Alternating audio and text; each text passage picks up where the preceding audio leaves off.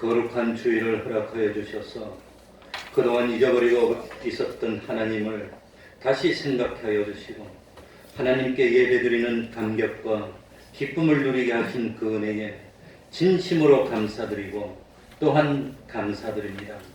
하나님, 이 예배를 통해서 주님을 영접하고 주님을 만날 수 있는 저희들이 되게 하여 주옵소서. 진실로 참 마음에 든 병들, 몸의 병들, 또 참 영의 병들을 이 시간 다 주님의 이름으로 고침받아서 참 영육간이 강건케 하여 주시고 그동안 마음껏 하나님 앞에 진리와 영광으로 자유를 누리지 못했던 저희들이 이제는 마음껏 찬양하며 예배하며 참 기도할 수 있는 저희들이 되게 하여 주옵소서. 하나님 아버지, 참된 소망을 우리에게 주셨으니 이 소망은 성령님이 보증하시고 인친 소망인 줄 압니다. 영생의 소망으로, 부활의 소망으로, 하나님을 향한 참 영원한 하늘나라를 바라봄으로 세상의 모든 힘든 것들을 이겨나갈 수 있는 저희들이 되게 해주시고 하루하루 지날 때마다 점점 더 하나님의 형상을 이루어가는 기쁨 누리게 하여 주옵소서. 참으로 하나님을 알아가는 기쁨, 하나님께 쓰임받는 기쁨, 하나님께 기도하여서 응답받는 기쁨을 누리게 하여 주시고 그저 몸이 나왔다 갔다 하는 것이 아니라 진실로 우리 마음으로 정성으로 뜻으로 힘으로 참 생명으로 하나님을 찬양하며 예배하게 하여 주시고 참 세상의 빛과 소금 되는 저희들이 다 될 수 있도록 은혜 베풀어 주옵소서. 이 시간 주님의 이름으로 모은 곳곳마다 하나님의 은총이 함께하여 주시기를 바라며 예수님 이름으로 기도하옵나이다. 아멘.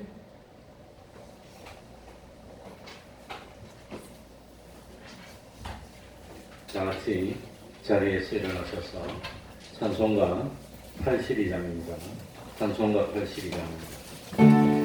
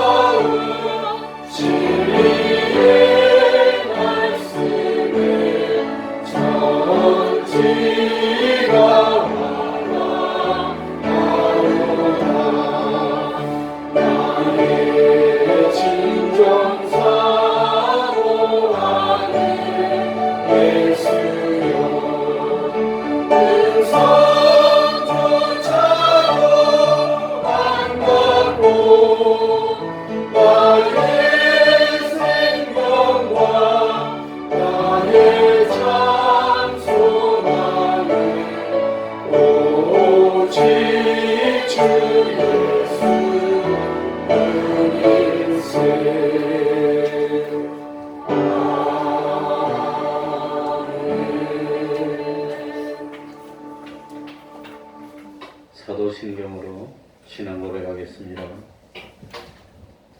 전능하사 천지를 만드신 하나님 아버지를 내가 믿사오며 그 외아들 우리 주 예수 그리스도를 믿사오니 이는 성령으로 잉태하사 동정녀 마리아에게 나시고 본디오 빌라도에게 고난을 받으사 십자가에 못 박혀 죽으시고 장사한 지 사흘 만에 죽은 자 가운데서 다시 살아나시며 하늘에 오르사 전능하신 하나님 우편에 앉아 계시다가 저리로서 산자와 죽은 자를 심판하러 오시리라.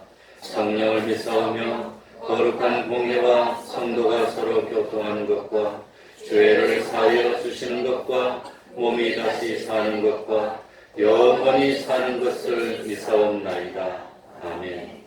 저리 앉으셔서 찬송가 189장입니다. 189장입니다.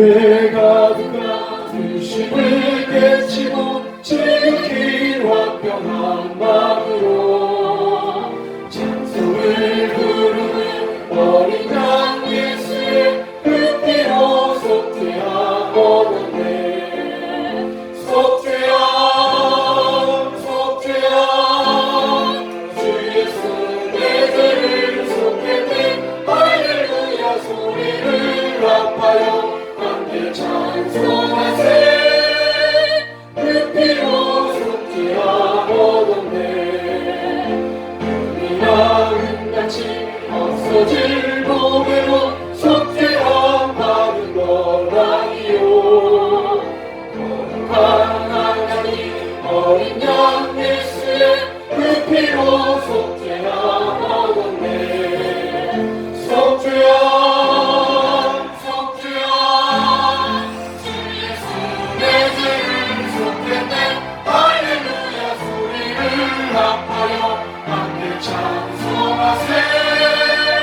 그 피로 속죄하오던데 나 같은 죄인이 용서함 받아서 주 앞에 옳다 하오니 확실히 믿기는 어린 양 예수의 그 피로 속죄하오던데 속죄함 속죄함 주 예수 내 죄를 할렐루야 소리를 합하여 함께 찬송하세 그 피로 속죄하오던데 거룩한 천국에 올라간 후에도 죄속한 은혜의 찬송을 기쁘게 부르는 어린 양 예수의 그 피로 속죄하오던데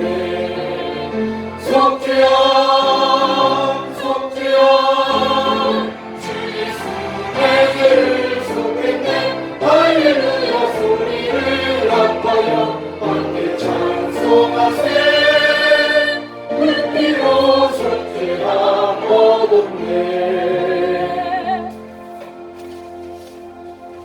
이 시간에는 교동문 50권을 교독하겠습니다.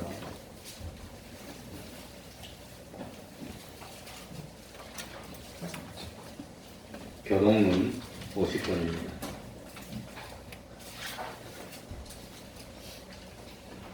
교독하겠습니다. 주 안에서 항상 기뻐하라.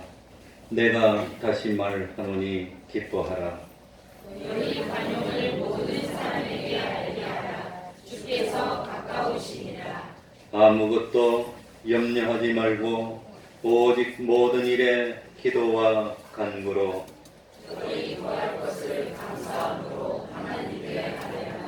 그리하면 모든 지각에 뛰어난 하나님의 평강이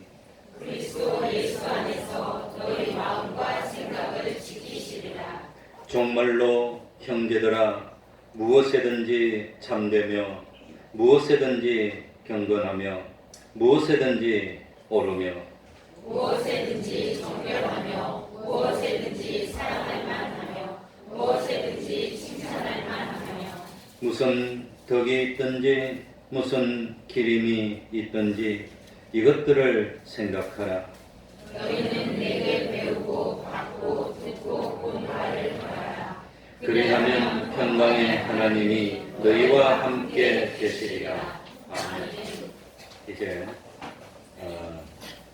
주인공 성가대 찬양 읽겠습니다.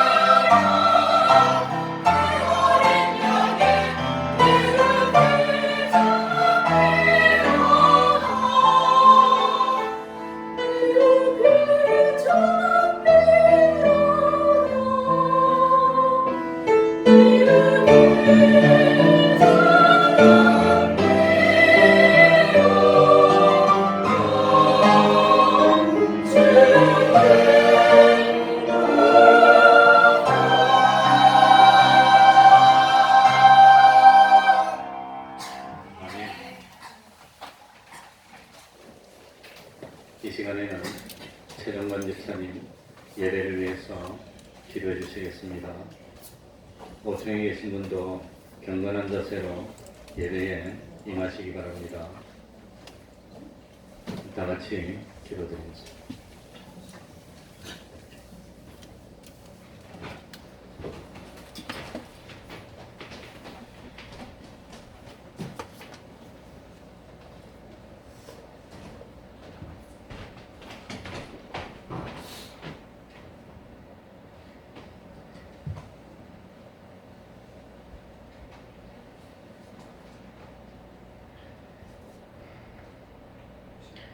살아계셔서 역사하시는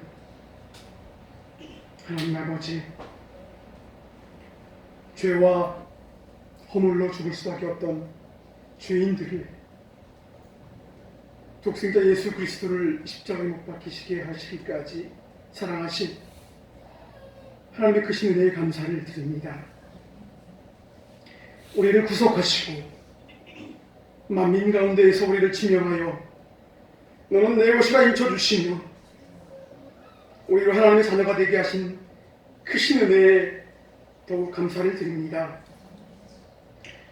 이 시간도 거룩히 구별하신 주일 아침에 구속의 은총을 입은 성도들을 불러 주셨사오니 마음의 문을 열어주셔서 보좌에 계신 주님을 바라보는 시간이 되게 하시고 시편의 감사의 고백처럼 기쁨으로 여호와를 찬양하며 하나님 앞에 나아가게 하옵소서.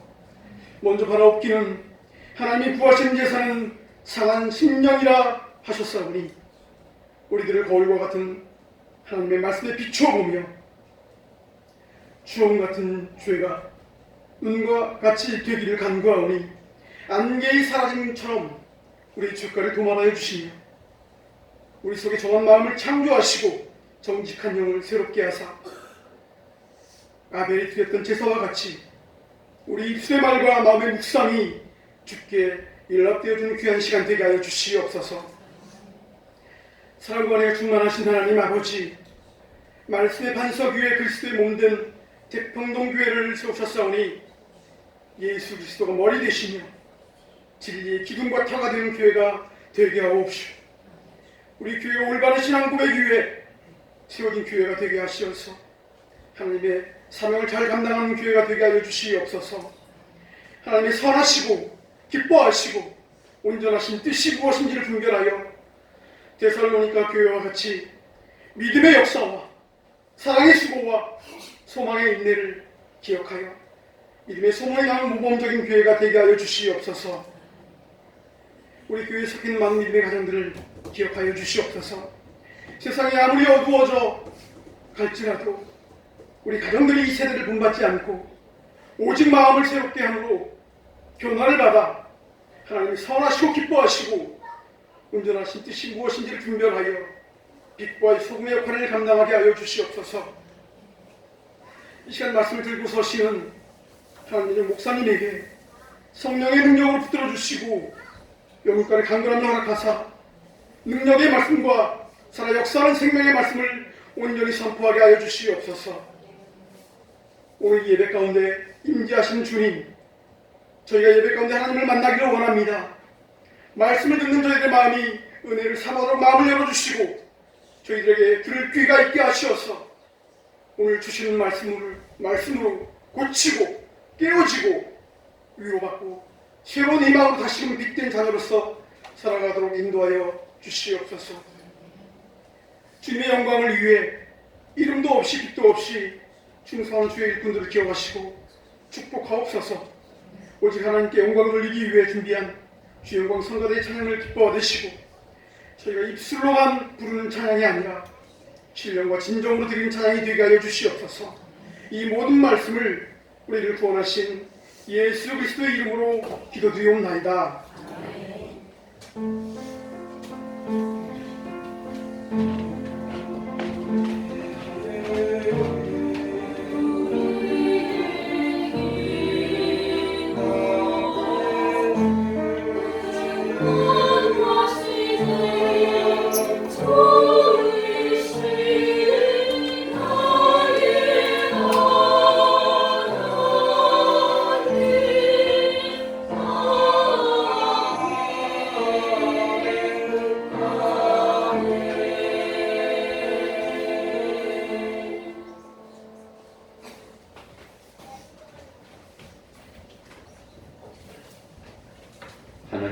말씀 마태복음 13장 24절입니다. 마태복음 13장 24절입니다.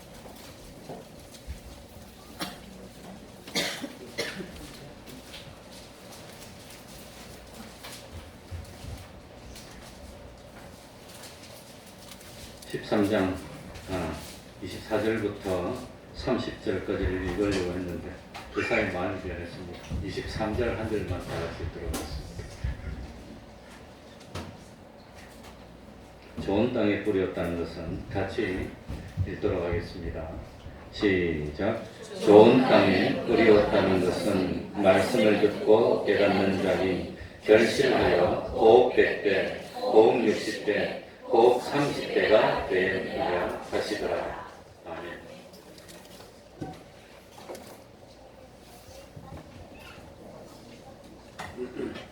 예수님은 마태복음 13장에서 천국에 대해 여러 가지 비유로 설명해 주셨습니다. 이 세상에서 이 천국에 대해 가장 잘 알고 계신 분은 예수님이십니다. 왜냐하면 예수님은 천국에서 오신 분이시기 때문입니다. 그런데 성경에 보면은 어떤 때는 천국이면 우리말로 하면 하늘나라, 어떤 때는 하나님 나라, 이렇게 기록이 다르게 나옵니다. 왜 그럴까요? 몇 번 말씀드렸는데, 그러니까 모든 성경은 다 믿는 사람들에게 주신 말씀이지만 그 당시에 특별히 마태복음 같은 경우는 바로 주변에 있는 유대인들을 향해서 썼던 복음입니다. 유대인들은 근본적으로 조상 때부터 유일신, 하나밖에 없는 하나님만 섬겼던 그 사상이 민족적으로 수천 년간 내려왔기 때문에 하늘나라 그러면 하늘에 누가 계시지요? 하나님이 계시다고 당연히 생각하는 겁니다. 그래서 하늘나라라고 했지만 이 나중에 복음이 번지게 나가게 됩니다. 어디로 번집니까? 그리스로, 헬라로, 로마로. 그런데 이 그리스 로마는 신화가 많습니다. 여러 신들이 있습니다. 온갖 잡식들이 다 있습니다. 그래서 해신, 달신, 물신, 술신, 사랑의 신, 모든 신들이 얽히고 설켜서 다투고 싸우고 이러면서 신들이 살고 있는데 하늘나라 그러면 잡신들이 우글거리는 그런 나라로 착각할 수 있습니다. 유대인들은 옛날부터 하나님의 이름조차도 못 불렀어요. 그 거룩한 하나님의 이름을 함부로 부를 수 없기 때문에. 그래서 하늘나라 이래도 상관없는데 이 그리스 로마에 있는 사람 보고는 하늘나라 그러면 온갖 잡신들이 있는 나라로 오해할 수 있기 때문에 하나님, 유일하신 하나님 나라라고 기록을 구별했던 겁니다. 그걸 우리들이 알아야 되겠습니다. 그래서 궁극적으로는 하나님 나라가 하늘나라고 그런 거지만 그런 구별이 있다는 걸 우리들이 참고로 알면 좋겠습니다. 그리고 오늘 여기 보면은 비유로 설명해 주셨습니다. 하늘나라에 대해서. 비유는 사물을 나란히 배치해서 비교해가지고 알기 쉽게 만들어주는 겁니다. 알기 쉽게. 그러니까 하나는 눈에 보이지도 않는 것이고 하나는 영적인 것들이고 이걸 이해를 하려니까 이해가 잘 안 돼. 그러니까 한쪽에는 눈에 보이는 것들이고 우리 실생활에 많이 접하는 것들이고 그걸 놓고 서로 비교함으로써 이 비유는 무엇을 깨닫기 쉽게 만들까요? 무엇을? 하나님의 계시를, 하나님의 계시, 하나님의 말씀을 깨닫기 쉽도록 설명해 주는 게 그게 비유라고 하는 겁니다. 예를 들어 가지고 예수님은 일상생활에 평범한 삶을 통해서 천국에 대해서 가르쳐 주는 겁니다. 밭에서 일하는 농부들의 모습을 보면서 씨 뿌리는 비유를 하고 씨 뿌리는 비유를 통해서 하늘나라를 깨달을 수 있도록 해줍니다. 밭에서 곡식이 자라는 걸 보면서 곡식 가운데 보니까 뭐가 있어요? 가라지가 있어. 가라지 비유를 말씀하면서 이 곡식 가운데는 가라지도 섞여 있을 수 있다 하는 걸 가르쳐 주는 겁니다. 그리고 뭡니까? 가정에 갔더니 어떤 가정에서 예수님을 대접하기 위해서 떡을 만들기 위해서 반죽을 하는 겁니다. 막 반죽을 하는 것 보면서 무슨 비유를? 누룩의 비유를 가르쳐 줍니다. 그리고 예수님과 제자들이 어디로 주로 다니지요? 갈릴리 바다를 다니다 보니까 갈릴리 바다에서 어부들이 뭘 던지고 뭘 잡고 있습니까? 그물을 던지고 물고기를 잡는 것 보면서 그물 비유를 그러니까 이 세상에서 흔히 접할 수 있고 볼 수 있는 대부분의 것들을 예로 들면서 우리들이 눈으로 볼 수 없고 만질 수 없는 신령한 하늘나라의 세계를 조금씩이라도 이 깨달을 수 있고 생각할 수 있도록 만들어 주셨으니 얼마나 참. 그러니까 원래 하나님의 말씀은 알아듣기 쉽도록 깨닫기 좋도록 만들어졌습니다. 그게 비유라고 하는 겁니다. 그러니까 우리들도 세상에서 흔히 보고 접할 수 있는 걸 보면서 뭘 생각해야 되겠죠? 하늘나라를 생각하는 겁니다. 예를 들어가지고 아침에 일어나서 식구들이 앉아서 밥을 먹으면서도 하늘나라를 생각합니다. 직장으로 가면서도 하늘나라를 생각합니다. 일을 하면서도 하나님을 생각하고 가족들과 나들이를 하면서도 하늘나라를 생각하는 겁니다. 예수님도 밭에서 일하는 농부를 보면서도 하늘나라를 가르쳐 주시고 밭에서 자라고 있는 곡식을 보면서도 하늘나라는 이런 성질이 있어 가르쳐 주시고 또 새를 보면서도 천국을 가르쳐 주시고 어부를 보면서도 천국을 가르쳐 주시고 그랬다고 하는 겁니다.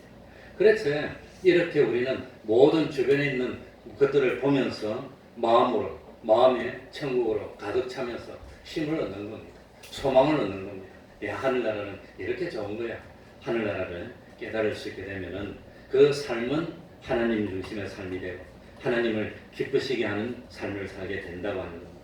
매일 매 순간마다 눈을 들어서 하나님을 바라보고 하나님을 생각하고 하나님의 음성을 들을 수 있는 성도의 삶은 복된 삶입니다. 그게 성도의 삶이고 기쁨이 넘치는 삶입니다. 하나님의 나라는 하나님이 다스리시는 영역을 의미합니다. 하나님의 나라는 시간적이기도 하고 공간적이기도 합니다. 그러나 하나님의 나라에서 제일 중요한 것은 하나님의 주권과 하나님의 말씀이라고 하는 겁니다. 나라라고 하는 것은 3요소가 뭐지요? 학교에서 배웠어요. 뭐가 나라의 3요소지요? 첫 번째는 주권이 있어야 됩니다. 두 번째는 영토가 있어야 됩니다. 세 번째는 백성이 있어야 됩니다. 그래서 하나님의 나라는 우리에게 임했고 지금도 계속해서 임하고 있고 그리고 주님이 오실 때 장차 완성될 건데 우리는 마음속으로 뭐만 생각합니까? 완성된 그 좋은 하늘나라 그것만 생각하니까 지금 삶 속에서 하늘나라를 누리지 못하고 기쁨을 누리지 못합니다. 그러니까 이 땅에 예수님이 오심으로 하늘나라가 시작했습니다. 그래서 세례요한도 회개하라 무엇이 가까웠느니라 예수님이 오면서 예수님이 하나님의 주권을 가지고 오셨어요. 예수님이 서 있는 그 땅바닥은 예수님이 다스리는 영토입니다. 예수님이 따르는 사람들이 생겼고 제자들이 생겼으면 주권도 있고 영토도 있고 누구도 있죠? 백성도 있어. 하늘나라가 임한 겁니다. 그리고 복음을 전파하면서 하늘나라가 확장되는 겁니다. 점점 확장되고 그리고 장차 주님이 오셔가지고 이 땅에 새하늘과 새 땅이 되고 모든 악한 것들은 무지경석으로 들어가고 없어지고 새 질서가 될 때가 하늘나라가 완성되는데 그 완성됐을 때는 불행도 없지만 지금은 가라지도 섞여 있고 우리를 핍박하는 여러 가지가 있고 그런다고 하는 겁니다. 그걸 시간이 충분하면 다 말씀드릴 텐데 오늘 짧은 시간에 어떻게 될지 모르겠습니다. 그러니까 마태복음 12장 28절에 그러나 내가 하나님의 성령을 힘입어 귀신을 쫓아내는 것이면 하늘나라가 이미 너희에게 뭐하였느니라. 귀신을 쫓아내는 것은 하나님의 주권이 미치고 있는 겁니다. 그 귀신이 쫓겨나간 사람에게는 성령이 함께하면 하나님의 영토가 되는 겁니다. 하나님의 나라는 그렇게 임하는 겁니다. 그래서 하나님의 나라는 무엇과 함께 임하느냐? 말씀과 함께 임합니다. 그게 무슨 비유입니까? 십비를 비유입니다. 십비를 비유. 참 두서가 없지만 말씀과 함께 임한다는 것은 이 말씀에서 제일 중요한 것은 말씀이 마음이 뭐 되어야 되지요? 심겨야 됩니다. 심기는데 방해되는 것이 뭡니까? 길가입니다. 심기기는 심겼는데 뿌리를 못 내려. 그게 돌밭입니다. 뿌리를 못 내리게 방해하는 것들이 어려운 것들이고 그 말씀이 마음에 심겨서 막 싹이 나가지고 하늘나라가 막 열리려고 그러는데 가시덤불에 막혔어. 가시덤불이 뭐라 그랬죠? 세상의 염려, 재리의 유혹에 막혔어. 마지막에 결실을 못했어. 그리고 마침내 좋은 땅에 뿌렸다는 것은 그 말씀이 마음에 들어와서 믿는 믿음이 생겼어. 그러니까 구원은 믿음으로 얻는데 믿음이 생기기 위해서는 하나님의 말씀을 뭐 해야 되지요? 들어야 되는 겁니다. 교회 와서 하나님의 말씀을 못 들으면 10년 가도 믿음이 안 생겨요. 하나님의 말씀을 들으면 믿음이 생기고 그 믿음으로 구원이 시작되는 겁니다. 구원이 물론 뭐 그러니까 씨 뿌리는 비유, 씨 뿌리는 비유인데 11절 봅시다. 13절, 11절, 13장 11절 다 같이 읽어봅시다. 대답하여 가라사대. 대답하여 시작. 대답하여 가라사대. 천국의 비밀을 아는 것이 너희에게는 허락되었으나 저희에게는 아니 되었나니. 여기 무엇과 뭐가 대조되고 있지요? 너희에게와 저희에게. 너희에게는 누구지요? 제자들. 저희에게는 뭡니까? 주변에 삥 둘러싸고 있지만 예수님을 영접하지 못하고 밥 먹고 배부르기 때문에 주님을 따르는 많은 사람들하고 구별했다는 겁니다. 그러니까 하늘나라 비밀을 아는 것이 누구에게만 허락됐지요? 주님을 믿는 사람들, 믿고 따르는. 그러니까 보아도 보지 못하고 들어도 깨닫지 못하는데 마음문을 닫고 안 듣고 있으면 답이 없어. 그러니까 제가 헛소리도 하고 춤도 추고 뭐 별 행동을 다 하는 것은 듣도록 하기 위해서, 관심을 집중시키고 흥미하기 위해서. 또 뭐 그러면 또 그것도 경건스럽지 않다고 그런 사람도 있는데 어쨌든지 믿음은 무엇에서 생기지요? 말씀을 들어야 되는데 안 듣는 게 제일 안타까워. 그래 제가 실험을 해봤어. 전도사를 9년 했는데 실험해봤어. 목요일마다 우리가 산에 기도를 다니는데 산에 우리 자그마한 기도실이 있어가지고 이번 목요일에는 목사님이 바쁘셔서 다른데 회의 출가하고 전도사 제가 인도합니다. 광고했는데 목요일날 와가지고 나보고 왜 목사님 안 오시냐고 물어보는 사람이 10명 중에 7명이더라고요. 통계적으로 9년간 통계를 해봤어요. 그러니까 광고를 해도 한 70%는 못 듣더라고요. 그러니 이 하나님의 말씀 10 뿌리는 비유했는데 이 10 뿌리는 비유가 어찌 된단 말입니까? 70%는 그리고 70%는 길가에서 다 떨어질 거예요. 길가에서. 그 다음에 들을 때는 기쁨으로 들었는데 말씀대로 하려고 하다 보니까 뭐가 생깁니까? 반대가 생기고 어려움이 생겨서 포기하고 그 다음에 조금 나머지 딴들은 좋았는데 마지막에 결실할 때 뭐에 막힙니까? 가시덤불에 막히고 나머지 결실하는 것은 얼마 안 된다고 합니다. 얼마나 그러니까 열매 맺는 것이 얼마나 힘들고 어렵냐. 그러니까 이 씨 뿌리는 비유의 씨가 뭐였죠? 씨? 말씀. 그래 말씀을 못 듣는 이유가 뭐냐? 15절에 나옵니다. 한번 볼까요? 뭐라고 되어 있지요? 이 백성들의 마음이 뭐하여? 완악하다는 게 뭡니까? 예? 완악하다는 게 뭡니까? 아예 강도 씻으라고 살인을 하고 그냥 타령처럼 죄를 짓는 게 그겁니까? 완악한 건 고집이 세가지고 딱 자기 고집대로만 하고 남들이 뭐라 해도 끄떡 따라하고 내 고집, 내 주관, 내 생각대로 하는 그거 완악한 겁니다. 아니 그냥 이러고 완악하고 마음이 완악하고 그 다음에 귀는 듣기에 둔하고 눈은 뭐하였으니 예배 시간에 눈 샷다 내리고 있습니까? 올리고 있습니까? 눈은 뭐하였으니 감았으니. 우리 한번 해볼까요? 눈은 뭐하였으니 눈 감고 있으면 어떻게 되지요? 그래 셰익스피어의 작품에 보면은 그 500년 전에도 예배 시간에 눈 감고 졸고 있었다는 표현이 나오는 거 보면 얼마나 재미있나 몰라. 하필이면 제가 영어를 전공해서 셰익스피어를 많이 읽어봤어요. 읽어봤는데 그 졸면서 들었는데도 그 영어가 참 그 설교 시간에 한 영어 표준화 되는데 공로가 많았더니 졸면서도 좀 듣긴 듣는 거예요. 눈은 감아. 그러니까 마음이 완악하고 귀는 듣기에 둔하고 눈은 감았으니 이 눈으로 보고 귀로 듣고 마음으로 깨달아 돌이켜 내게 고침을 받을까? 그래 못 듣는다고 하는 거예요. 재미있었고 주님의 말씀이.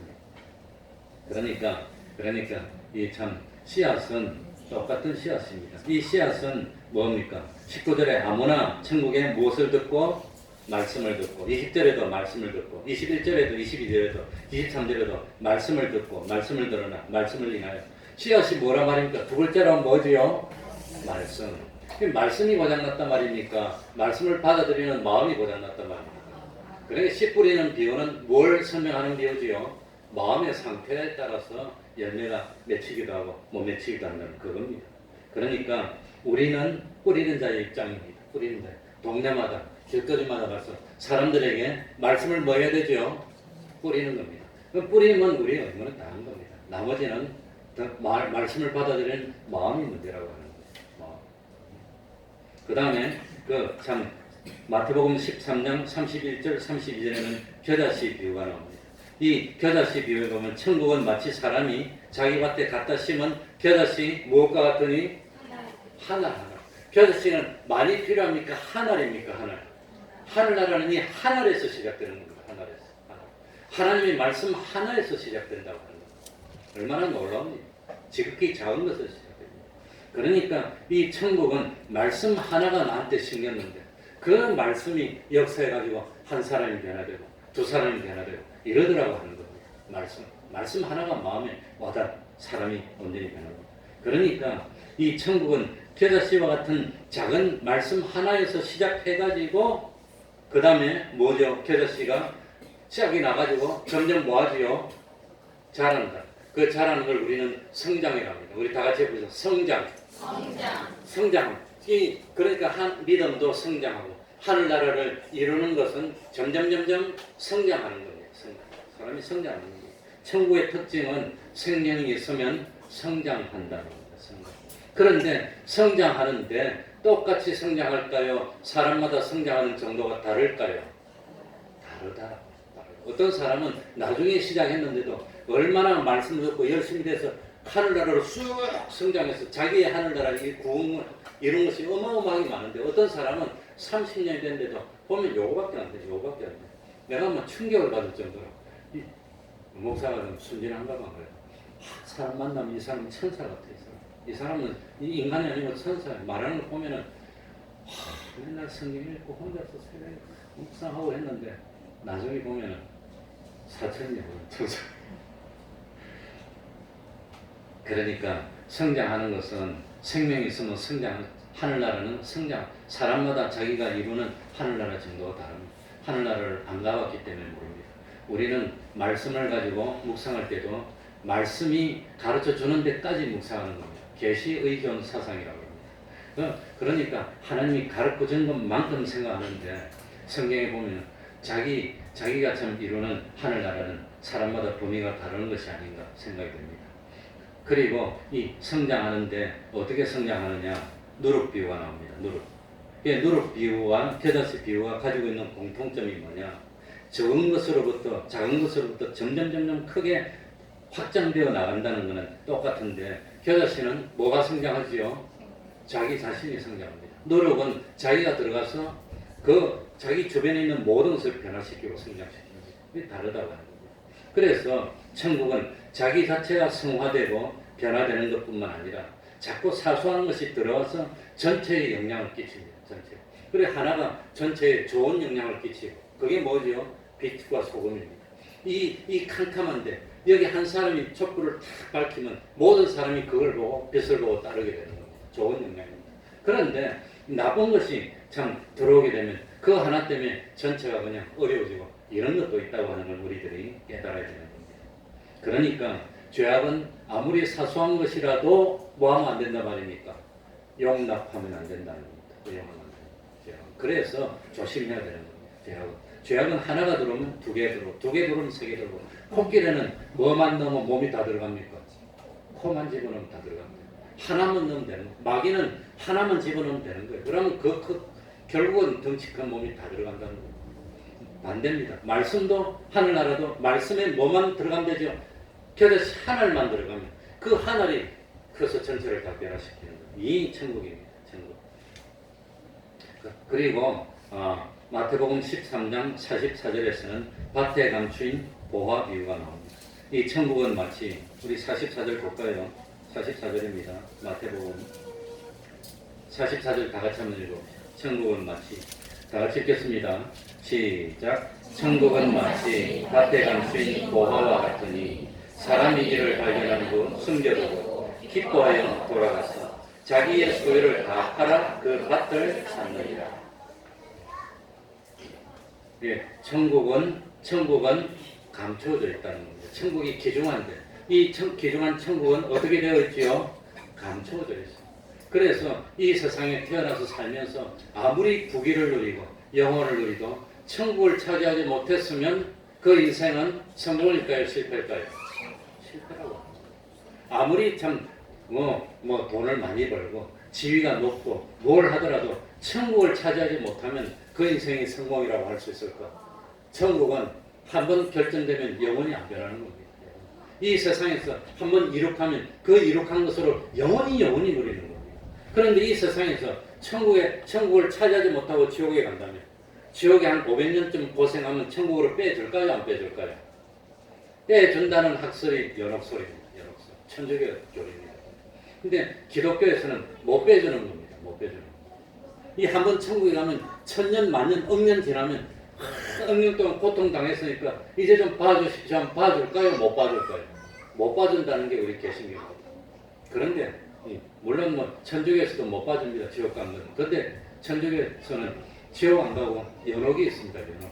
이 연옥에 들어가가지고 죄진 것만큼 다 태워가지고 그걸 다 고통을 통해서 죄를 떨어내면 그 다음에 보내는 겁니다. 하늘나라 가는 사람이 바로 하늘나라 못 가고 연옥을 통해서 가는데 그 연옥에 들어가 있는 이 우리 조상들이 엄마 아버지가 죄진 것 때문에 연옥에서 불타는데 고생할 걸 생각하니까 마음이 안 편해. 그러니까 연옥에 있는 참 고생할 조상님들을 위해서 뭐 해라 말입니까? 면죄부를 사라는 거예요. 그것 때문에 종교개혁이 일어났어. 면죄부를 사서. 그래가지고 당시에 그 문헌들을 읽어보면 그 면죄부를 사가지고 면죄부를 사기 위한 금화 은하니까 옛날에는 그것이 딸랑하고 탄 들어서 소리가 나는 순간 500년이 300년으로 싹 줄어든대요. 아무튼 천주교는 그런 결이었습니다. 그러니까 천국은 보배입니다. 보배. 생명보다 귀한 보배라고 합니다. 그 보배를 차지해야 되는 겁니다. 차지해. 그런데 그냥 차지할 수 있는 것이 아니라고 합니다. 어떻게 차지합니까? 44절에 보면 자기의 모든 무엇을 소유를 다 팔아서 차지하는 겁니다. 자기 소유. 그런데 소유를 다 팔아서 차지하는데 소유를 다 팔아서 보화를 차지해야 되는데 보화를 차지해야 되는데 사기는 보화를 사는 겁니까? 밭을 사는 겁니까? 밭을. 그 밭이 뭐냐면 세상이라는 겁니다. 세상. 그러니까 구원은 이 세상의 현실에서 이룬다고 하는 겁니다. 구원 세상의 현실에서. 그걸 우리들이 깨달아야 됩니다. 그러니까 보화를 발견한 사람은 보화를 차지하기 전에는 인생이 의미가 없어.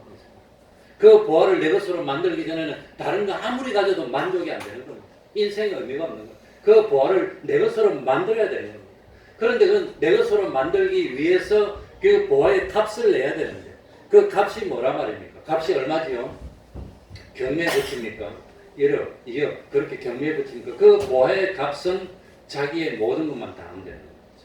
그러니까 돈이 많은 사람이나 적은 사람이나 지식이 많은 사람이나 적은 사람이나 어떠한 사람이라도 자기 모든 정성을 다하고 자기 모든 마음만 다하면 하나님은 만족하신다고. 하나님은 달란트를 똑같이 주셨습니까? 사람에게 다르게 나눠줬습니까? 자기 받은 달란트만 다하면 하나님은 기뻐하시는 최고로 기뻐하신다는 겁니다. 얼마나 공평합니까? 하나님은 공평하신 하나님이십니다. 그래, 물론 밭에 감추인 보화 비유도 나오고 진주 비유도 나오는데 그런데 문제는 밭에 감추인 보화 비유도 진주 비유도 보화를 발견한 사람이 이 다음에 돈 벌어서 돈 많아지면 사야지. 그랬습니까? 바로 가서 샀습니까? 기회는 지금뿐이라. 지금 이 기회를 다음으로 미루면 그 기회가 언제 나에게 다시 올지 모른다고. 기회는 지금밖에 없습니다. 현실. 이 현실은 이 영원 후까지 한 번밖에 없습니다. 인생이 한 번밖에 없습니다. 항상 우리는 그런 마음가짐을 가져야 돼요. 예? 참 무슨 마음가짐입니까? 오늘이 나의 마지막일 수 있다는 겁니다. 내일 일은 너희가 알지 못한 너희 생명은 무엇과 같아 그랬습니까? 안개. 지금은 안개가 그렇게 끼는 게 없는데 저는 안개에 대한 추억이 그렇게 많아요. 우리 어릴 때는 안개가 많이 꼈어요. 제가 부산에 살았는데 안개가 많이 끼면 요 손이 안 보여요. 손이 안 보여요. 안개 끼면 괜히 나서 막 뛰어다니니까 얼마나 좋은지 몰라. 안개 속을 뛰어다니면 그렇게 재미나더라. 막 뛰다가 눈 떠보면 환해져. 그러니까 생명이 뛰다 보면 언제 없어지는지 싹 없어져. 그래 나는 성경 말씀이 그렇게 와닿아요. 안개가 왔다는 게 생명이 언제 없어질지 몰라요. 그래 안개가 끼면 막 쫓아다니고 따라다니고 재미가 있어. 그래서 서로 웃으면서 막 뛰어다니는데 막 뛰면서 놀다가 보면 안개가 싹 그렇지. 그러니까 기회를 놓치라 말입니까? 기회를 놓치지 말아야 됩니까? 내일은 나에게 속한 날이 아닙니다. 오늘만 나에게 속한 날인지 모릅니다. 그러니까 이 천국의 보화를 발견했을 때 지금 살야 되는 겁니다. 지금. 내일은 어떻게 될지 모른다고 하는 겁니다. 그리고 13장 47절에 보면 금을 비유하는 겁니다. 이 금을 비유해서 알 수 있는 것은 49절 봅시다. 뭐라 했죠? 세상 끝에도 이러하리라. 천사들이 와서 의인 중에서 누구를 갈라내어 풀무불에 던져 넣으리니 거기서 울며, 그러니까 여기서 말하는 것은 천국은 그냥 들어갈 수 있는 것이 아니라 무엇을 통해서? 심판을 통해서. 사람이 사람은 속일 수가 있습니다. 분명히 이 중에는 참 알곡도 있고 가라지도 있지만 누가